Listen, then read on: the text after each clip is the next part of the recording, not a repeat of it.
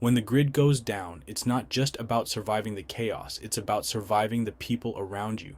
In a collapse scenario, danger doesn't just come from the outside. Sometimes the biggest threat might be sitting right next to you. Today we're talking about how to identify the threat in a group when everything falls apart. Whether it's a close friend, a stranger you brought in for safety, or even someone in your family, you need to know the warning signs before it's too late. First, let's talk about the silent watcher. This person doesn't say much, but they're constantly observing everyone else. Their eyes dart around the room, their body language is stiff, and they avoid answering direct questions. Now look, I've been in enough survival situations to know that not everyone's a chatterbox. Sometimes people just process things differently. They go quiet, keep to themselves. It's natural, especially when the world's gone to hell in a handbasket. But there's a difference between being quiet and being calculating. The silent watcher, they're not just reserved. They're sizing you up. They're looking for weaknesses, for opportunities. They might be figuring out who's the weakest link, who's got the most valuable supplies, who they can easily manipulate when the time is right. Trust your gut. If someone's silence feels predatory, it probably is. Remember, in a survival situation, knowledge is power. And the silent watcher, they're gathering information, building their arsenal. Don't let them use it against you. Keep your eye on the one who keeps to themselves too much. They might be the one you need to watch out for the most. Then, there's the overly helpful person. At first, they seem like a blessing.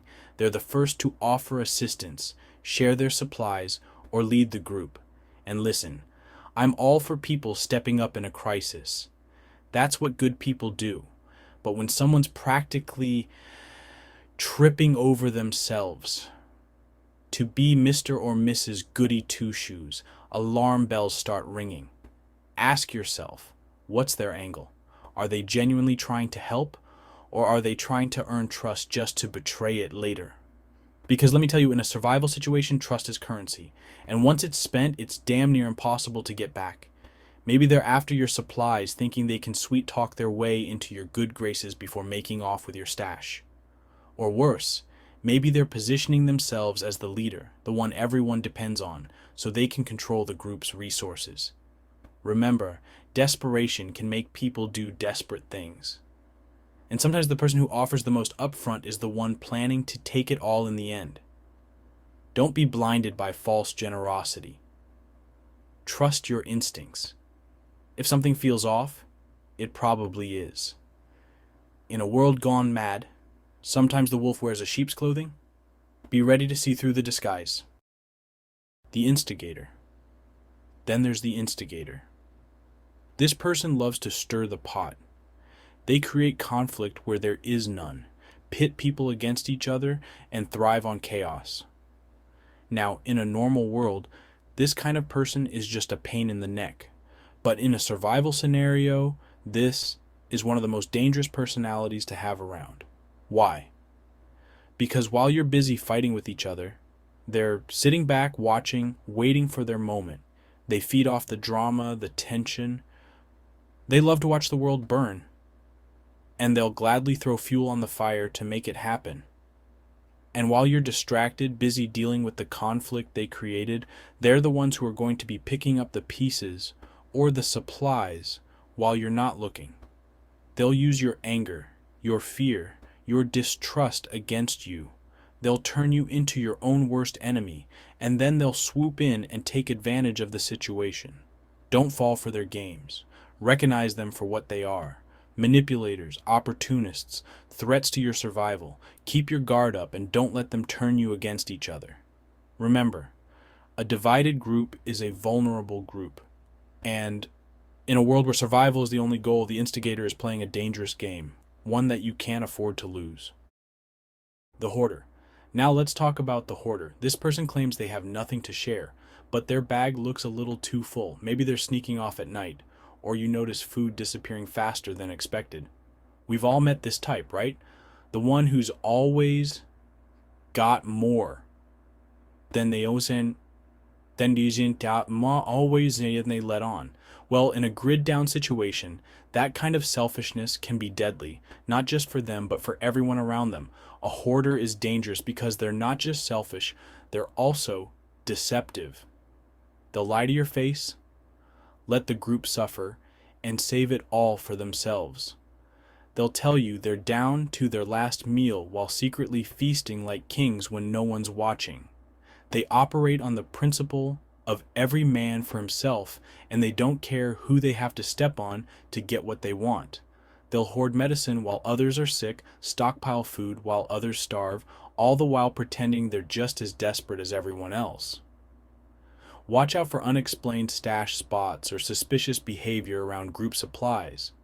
If you notice someone constantly guarding their belongings, refusing to share even in times of dire need, or exhibiting an unhealthy obsession with accumulating resources, you might be dealing with a hoarder. Remember, trust is a two-way street, and if someone's not willing to share in times of need, they're not someone you want to rely on when the chips are down. In a world where cooperation is key to survival, the hoarder is a liability, a ticking time bomb waiting to explode. Be wary of their selfishness, and don't let their greed endanger the group. The desperate and reckless. Finally, there's the desperate and reckless member of the group. This person doesn't think things through. They might eat through the supplies too quickly, pick fights with others, or make irrational decisions that endanger everyone. Desperation can turn even the most level-headed person into a liability. It clouds judgment, fuels fear, and often leads to reckless behavior that can put the entire group at risk. These are the ones who crack under pressure. They panic, they lash out, they make decisions based on emotion rather than logic, and in a survival situation, that can be a recipe for disaster. They might start fights over insignificant matters, consume valuable resources at an unsustainable rate, or wander off on their own without thinking of the consequences. Their actions are often driven by a primal need for immediate gratification regardless of the long-term impact. Sometimes desperation leads to betrayal. This person might promise your location or resources to an outside group in exchange for safety. They might even turn on their own group if they believe it will increase their chances of survival. Recognizing the signs of desperation is crucial. Watch for signs of anxiety, impulsivity, and a lack of self-control.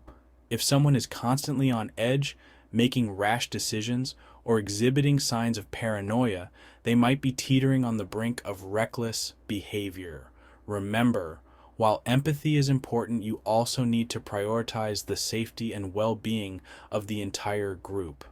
If someone's actions are jeopardizing the group's survival, you need to be prepared to act accordingly. Desperation makes people dangerous. Be vigilant, be observant, and be prepared to protect yourself and your group from those who can no longer control their own actions. Grid down scenarios are unpredictable, and people can be just as dangerous as the collapse itself. By knowing these signs and staying alert, you'll be better prepared to protect yourself, your resources, and your family.